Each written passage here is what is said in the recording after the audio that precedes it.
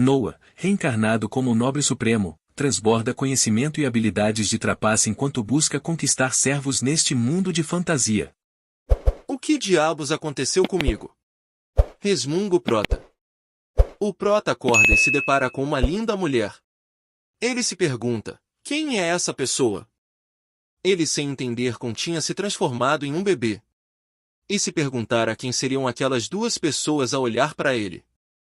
E ele se perguntou, minha mãe era para ser uma velha senhora, mas parece que essa mulher jovem é minha mãe agora.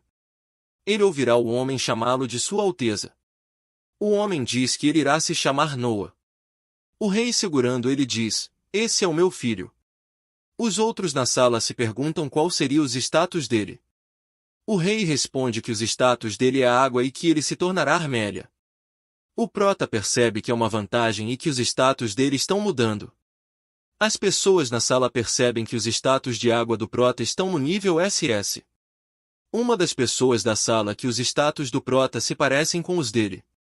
Todos se alegram e falam que era o esperado de uma criança do Império.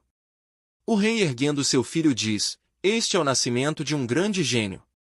O Prota pensa, eu era um jovem camponês, ó que aconteceu para eu ser reencarnado como um nobre?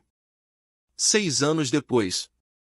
O Noah se acostumou a ser visto nu e ser trocado todos os dias pelas empregadas domésticas, passando de um camponês ao filho do imperador e 13 graus príncipe, bem com se mudar para uma grande mansão no feido de Armélia, onde vivem muitas pessoas da água. Nos 6 anos que o Prota reencarnou, ele percebeu que seus status que muitos veem como SS também parece mudar com base em quem o serve. O Prota tem várias empregadas para lhe servir, e ele percebe que seu poder aumenta quanto mais pessoas o servem. Ele pensa que seu poder pode ser infinito e que na outra vida o seu nível máximo era 8. Uma das empregadas diz, você parece muito masculino hoje, como sempre. A outra exclama, pronto, terminamos de vestir você.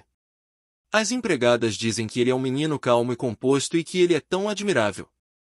Elas comentam que ele é certamente o mais adequado para ser o rei.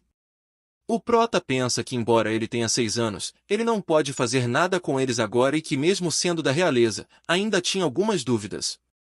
A empregada o interrompe e diz que o príncipe coroado e o quarto príncipe pediram para o Prota fazer uma visita. O Prota vai ao encontro dos irmãos. O Prota cumprimenta seus irmãos e faz uma reverência. O príncipe coroado cumprimenta ele. O quarto príncipe convida o Prota a se sentar com eles. Os irmãos comentam que ele é um menino muito educado e inteligente, e que ele com certeza se tornará um ministro famoso no futuro. O Prota diz que vai se esforçar para fazer isso acontecer e pergunta por que eles o convocaram hoje. O irmão diz que tem um presente para o Prota. Ao se virar, o Prota se depara com um homem carregando um enorme baú. O homem, ao colocar o enorme baú ao chão, o irmão manda que ele o abra. O Prota se depara com uma espada. O príncipe coroado diz que este é o presente dele. O Prota fica espantado ao vê-la, uma espada estranha e gigante. Ele pergunta ao irmão o que ele quer dizer com isso. O irmão fala que esse é o nosso presente para você. Ele explica que o nome dessa espada é Leviatã, também conhecida como espada amaldiçoada da água. Ele fala que mais de 120 pessoas foram atrás desta espada antes dele, e todos eles morreram. O irmão diz que não há nada com que se preocupar agora, todos que tocaram nela morreram imediatamente de sua maldição. O Prota, mesmo ouvindo o que seu irmão disse, ele empunha a espada. O quarto príncipe diz que aqueles com rank S tiveram suas vidas sugadas por esta espada amaldiçoada, então pensaram que um SS seria capaz de lidar com isso. O Prota percebe que isso não é nada bom. Ele pensa com ele mesmo, você me deu esta espada por um motivo idiota, seu maldito príncipe coroado. O homem que trouxe a caixa sente seu corpo extremamente frio, ele sente como se agulhas estivessem o perfurando só de estar na presença da espada. O príncipe coroado diz que mesmo carregar a caixa é difícil para pessoas normais. O Prota fica pensativo. O irmão, saindo da sala com um ar de deboche, se desculpam por o incomodar na primeira coisa da manhã, e saem da sala. O Prota pergunta para a empregada qual é o problema, que ela parece triste. Ela diz para conversar mais tarde. O Prota pede para ela falar agora. A empregada fala que não precisa se preocupar com ela. O prota exige que ela fale agora. A empregada diz que a fazenda da sua família foi inundada quando chegou a primavera, e que sua mãe que mora sozinha não pode mais se alimentar. O prota pergunta por que ela quer desistir. Ela diz que a única opção é ir para o distrito da luz vermelha. O prota manda ela parar de falar sobre isso. Ele diz que a partir de agora a mãe dela irá trabalhar nesta mansão. Ele diz que irá pagar 10 rins por mês. Ele diz que há uma casa vazia na periferia da parte oeste da cidade. Ela fala que nunca ouviu falar sobre esse lugar, e que 10 rins é mais do que um homem médio ganha. O prota fala que elas podem fazer uso disso. A empregada se emociona e agradece a gentileza do prota. O prota pensa, aqueles que vêm me servir, se eles se vendessem no distrito da Luz Vermelha, meu nome como 13 graus príncipe seria arruinado. Na pior das hipóteses, eu poderia até ser repreendido pelo imperador. Não posso permitir que servos desistam por causa de uma quantia insignificante, e certamente não trabalhará em algum distrito da Luz Vermelha.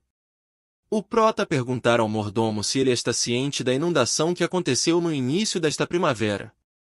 O mordomo responde, vou que está falando endosso, sim? O prota pede ao mordomo que ele compre o máximo que puder da propriedade. O prota fala se não fizer nada haverá muitos comerciantes procurando comprar as propriedades daqueles, como Zoe, cujas casas foram perdidas. O prota pergunta ao mordomo qual o problema. O mordomo ficou surpreso pois sua previsão e direção são excelentes. O mordomo diz que a região toda custará 50.000 rins. O prota fala que vai preparar isso em breve e dispensa o mordomo.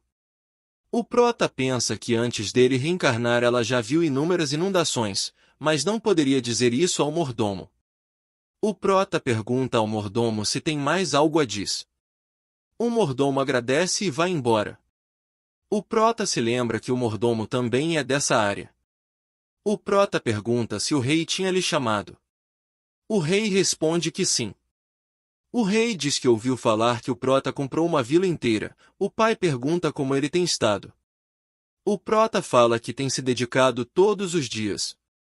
O prota se pergunta como o rei ficou sabendo tão rápido, já que ele não havia feito um anúncio ainda. O rei diz que não chamou ele para o repreender, mas sim o oposto, graças ao prota. O desastre está sendo todo cuidado. O prota fala pro pai que fez isso porque uma de suas empregadas estava planejando vender-se para o distrito da Luz Vermelha para ajudar a família. O rei pergunta como o prota aprendeu isso. O rei diz que se fosse o feudo do príncipe coroado, ele teria que resolver todo o problema sozinho. O rei fala que irá o recompensá-lo. O rei se pergunta se isso é mera coincidência, ou talvez vontade divina. O rei diz que o salário do prota é de 8.000 rins, e que isso era pouco para ele. O prota pensa que 8.000 rins não é pouco, e que na capital uma pessoa média ganha 120 rins por ano. O rei fala que aumentará a sua mesada em 1.000 rins. O prota agradece.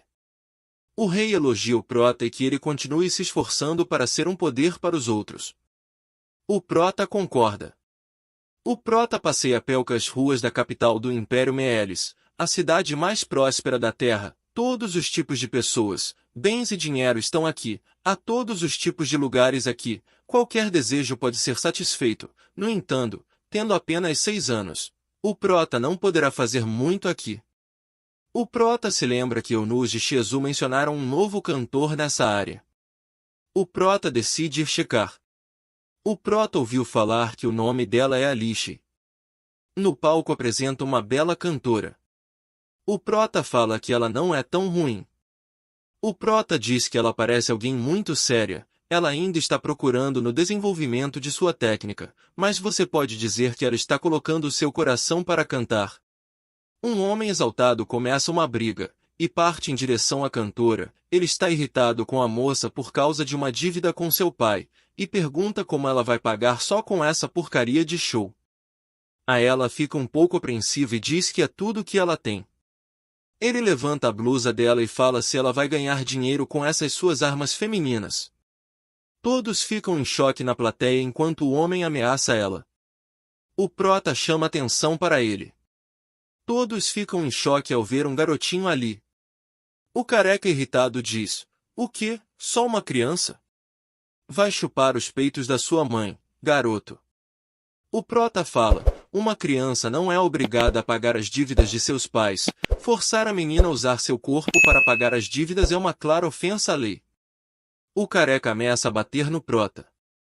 O prota tira do casaco uma estranha bola que começa a brilhar, assustando o careca. É uma bola mágica que permita que o usuário, tenta humana ou não, faça feitiços. Na hora que o prota usa o item, saem raios que atingem os ombros dos valentões.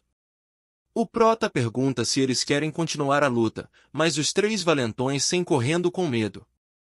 A plateia aplaude a atitude do prota. O prota ajudando o homem que tinha levado o murro do careca, ele pede para que se os homens voltarem, para ir fazer uma visita na casa do prota. O homem pergunta para o prota se ele é o príncipe. Todos ficam incrédulos dizendo que ele não poderia ser o príncipe. Enquanto isso, o prota cumprimenta a jovem cantora, devolvendo seu chapéu. Ele a elogia dizendo: "Sua música é ótima." O prota pergunta quanto é as despesas dela. A cantora fala que, incluindo as despesas de sua mãe, o prota interrompe dizendo que irá pagar 25 reins por mês. Ele diz que à medida que ela melhorar, ele aumentará seu pagamento. A cantora agradece a ajuda. Saindo, o prota pede para ela cantar outra música. Ao retornar para casa, o prota se depara com os arruaceiros que ele tinha enfrentado antes. Prostrados ao chão, eles pedem perdão ao prota. O prota diz: "Agora eles sabem com quem estão lidando, esses ao lado dele devem ser seus credores." O prota diz à empregada que mande os homens lá fora se retirarem da mansão. O quarto príncipe pergunta por que tinha aqueles homens na porta da mansão do prota. O prota fala que ouviu a Alice cantar hoje, e que aquelas pessoas queriam usar ela para cobrar as dívidas do seu pai, então ele interviu. O quarto príncipe diz que essa não é uma atitude de um príncipe e que isso irá manchar o bom nome da família.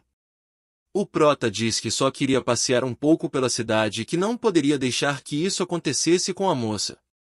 O quarto príncipe brinca com o prota dizendo: "Aquela garota estava cantando realmente tão bem assim?" O prota sem jeito responde: "Não roube ela, ok?" O prota fala que só quer se divertir um pouco com eles. O quarto príncipe diz que havia outra coisa que ele deveria ter contado sobre a espada amaldiçoada. Ele fala sobre o poder da espada, que ela é consciente, ela não pode falar. O quarto príncipe diz pro prota que a espada é como um cão, mas ele adverte que a espada tentará fazer um pacto para dominar o prota. O quarto príncipe fala para tomar cuidado ao fazer o pacto para não se tornar o servo da espada. O prota ficou apreensivo, ele pede que tragam a espada até ele. O homem trazendo a caixa, ao colocar no chão, o prota percebe que ele está bastante nervoso. O prota, ignorando o que o irmão disse, empunha a espada.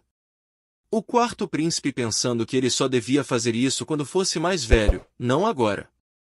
O prota pensa: "Você se tornará minha." Ao ouvir isso, a espada tenta de todas as maneiras subjugar o prota.